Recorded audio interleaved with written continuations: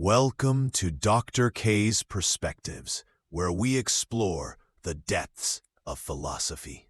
And in this episode, we're not asking what's trending, we're asking what's vanishing. The death of critical thinking. The greatest extinction of our time isn't happening in the forests or the oceans. It's happening in our heads. First, let's see the silent extinction of thinking. Human brain, once the engine of revolutions, philosophies, and deep thoughts, is vanishing in plain sight. We don't notice it because distraction feels normal. Noise feels natural. But make no mistake, this is not evolution. This is decay. We're obsessed with speed, instant and easy way out to our problems. We've traded reflection for reaction, wisdom for headlines.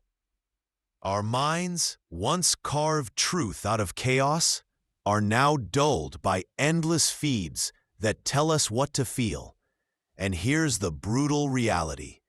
When a person loses the ability to think critically, they don't just become uninformed, they become fragile. Every stress feels unbearable. Every challenge feels like collapse. A single opinion online can shatter their confidence. A single headline can dictate their mood. Without critical thought, the mind has no spine. It bends to pressure, it breaks under uncertainty. It becomes addicted to being told what to feel, what to believe, what to fear. In that state, you're not living. You're being lived. And that's why this conversation matters. In this video, we're diving deep into a question that could change how you see the world. Why is critical thinking disappearing? And what's fueling the alarming rise of collective stupidity? Stay with me, because in the next 20 minutes, we'll uncover uncomfortable truths and dismantle it. And, most importantly, I will arm you with the tools you need to reclaim your mind from a system designed to keep you quietly obedient. Next, let's see the nature of critical thinking. Let's just accept this. Nowadays, critical thinking isn't easy. It takes effort, patience, and asking questions is not rewarded. What gets rewarded today is just you saying, "Yes, sir." Not reflection, but reaction. Not originality, but agreement. And this design is kept intentionally like that. Our systems are built to keep us consuming, not questioning. Social platforms serve us only what we want to hear. Bit by bit, the very muscle of independent thought is being weakened. Critical thinking, once considered a fundamental human skill, now in this environment becomes almost an act of rebellion. It's the choice to stop and ask, is this really true? Do I believe this? Or am I being made to believe it? The political thinker Noam Chomsky described this manipulation as the manufacturing of consent. In plain terms, if you can train people to nod along without ever examining what they're agreeing to, you don't need chains to control them. They'll gladly hold the leash themselves. And here's the bitter part. People would rather feel safe inside a lie than face the raw discomfort of the unknown. Now let's quickly go through the causes of collective stupidity. First one is information overload. We live in the noisiest age in human history. Never before has so much information been at our fingertips, yet never have we understood so little. Our brain is exposed to 5 times more information per day than we did 1 decade ago. Headlines, memes, tweets, reels, ads, an endless buffet of fragments. We scroll, we skim, we move on, and the muscle of deep thought withers from disuse. This is the paradox of the digital flood. The more content we consume, the less meaning we absorb. When the brain is constantly flooded with noise, it learns to cut corners. It takes the shortcut, the easiest path, the quickest escape.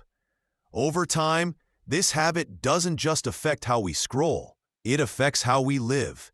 When real problems arrive, when life demands patience and clarity, the mind panics.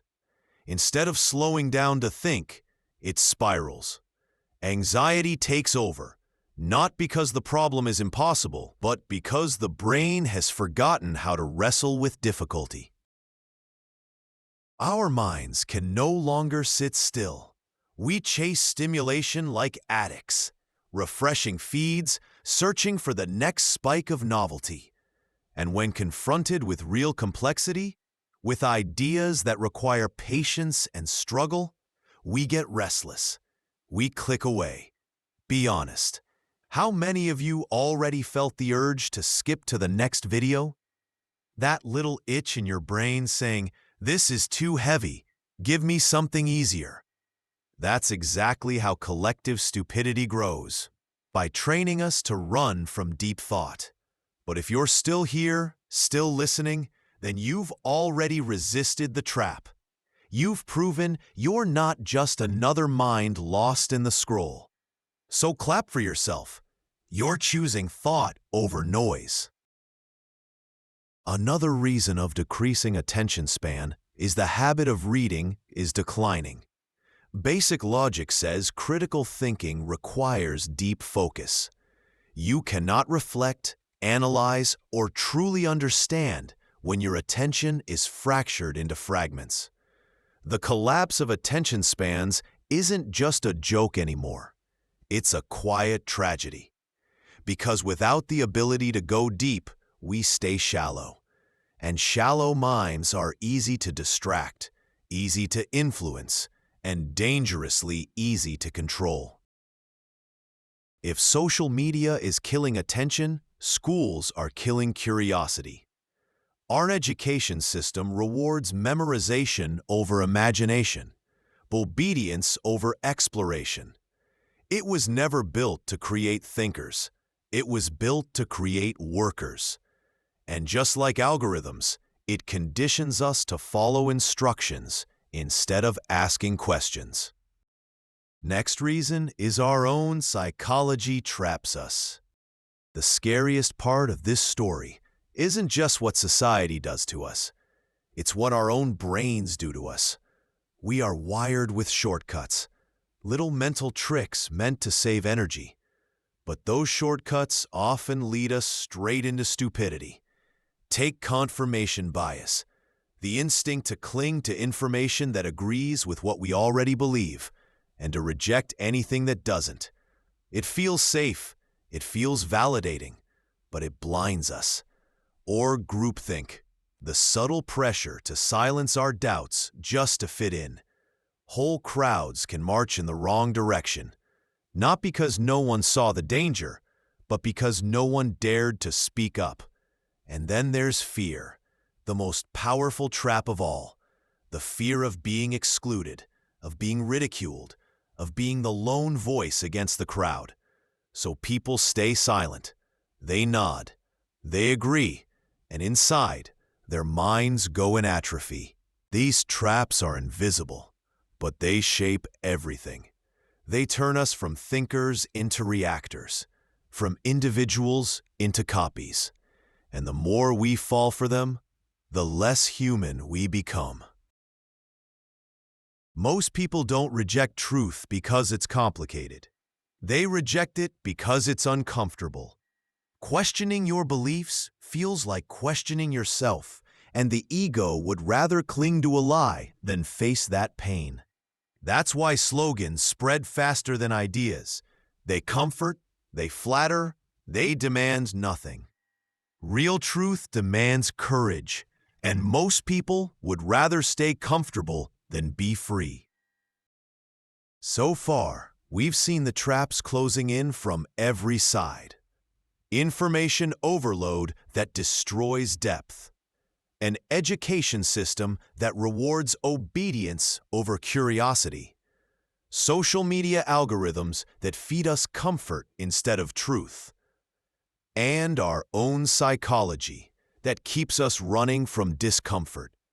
Put it all together, and you get a system designed not to help you think, but to stop you from thinking. And that brings us to the real question. If critical thinking is disappearing everywhere we look, who actually benefits from that?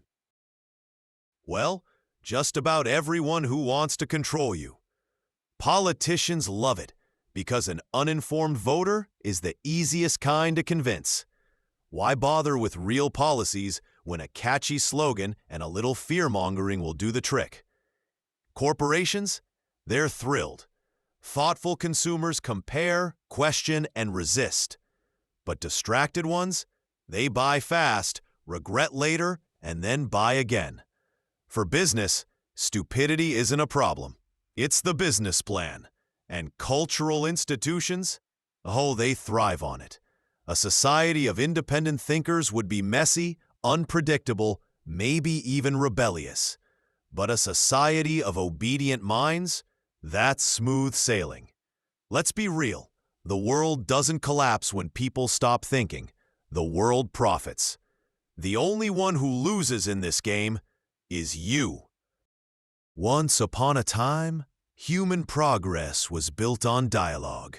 Thinkers debated, philosophers argued, ideas collided, and from that friction, truth emerged.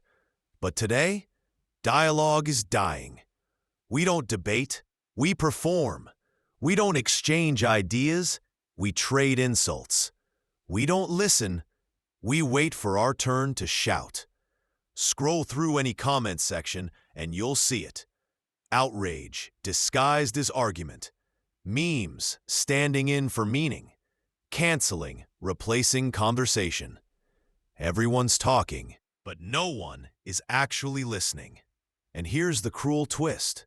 The more polarized we become, the more powerful the system grows. Because a divided people don't need to be silenced. They silence each other. So the question is, how can we rediscover dialogue in a world that's forgotten how to talk, but never stops making noise? Critical thinking isn't only about sharpening logic or winning arguments. At its core, it's spiritual, because it asks us to confront the deepest parts of ourselves. To think critically is to face your own ego, your fears, and the illusions you've built to feel safe. It demands humility, the courage to admit, I don't know, I might be wrong. And in a world addicted to certainty, that humility is radical. Wisdom begins where certainty ends. True thought requires silence, patience, and the willingness to stare into the unknown without flinching. That's not just intellect, that's courage. Because when you strip away propaganda, slogans, and noise, you're left facing the most difficult opponent of all, yourself. And maybe that's why so many avoid it. It's easier to drown in distraction than to face the mirror of your own mind. What happens when you stop thinking for yourself? At first, it feels harmless. Life feels easier. No doubts, no questions, no discomfort. But slowly, the cost reveals itself. A mind that avoids reflection becomes fragile. Focus weakens, confidence fades, and even small challenges start to feel overwhelming. Without the habit of deep thought, every stress feels bigger than it is. Every problem feels impossible. You stop trusting yourself to handle difficulty. And that's when fear takes over. Your beliefs are no longer yours, they're borrowed. Your choices aren't really decisions, they're instructions you've absorbed. You begin living on autopilot, mistaking obedience for peace. And here's the danger. What starts with one person soon spreads. One unthinking individual becomes a group. Groups grow into movements. And before long, an entire society is sleepwalking into obedience. Let's talk about solution now. How do we reclaim the mind? How do we resist this slow extinction of thought? First, Let's be clear. This isn't a quick fix. Critical thinking isn't a hack you master in a weekend. It's a discipline, a lifelong practice. Like building muscle, it takes repetition, strain, and patience. You will slip, you will get distracted. But the key is to keep coming back, to stay on your toes, because the world will always try to pull you back into comfort. Start with awareness. Watch your own mind. Notice when you're reacting instead of reflecting, when you're chasing comfort instead of truth. This is called metacognition, thinking about your own thinking. It's the first step to freedom. And yes, we have a detailed video breaking down metacognition.